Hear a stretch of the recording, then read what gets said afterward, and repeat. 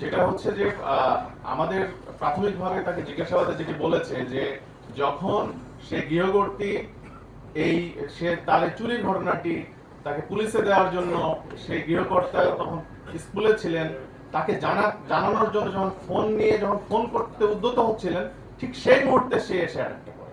প্রাথমিকভাবে আমাদের এটা বলছে সেই মুহূর্তে সে ওই গৃহকর্ত্রীকে অ্যাটাক করে, তখন তাদের মধ্যে ধস্তাধস্তি হয় এবং সেই সময় সে ক্লাস 9 পড়ুয়া তার যে মেয়ে সে ঘুমিয়েছিল যখন মার সাথে ধস্তাধস্তি চলতেছে। তার পরবর্তীতে সে যখন এসে আবার ইন্টারকমে সিকিউরিটি গার্ডকে জানাতে যায়, তখন সে আবার মাকে রেখে মেয়েকে অ্যাটাক করে।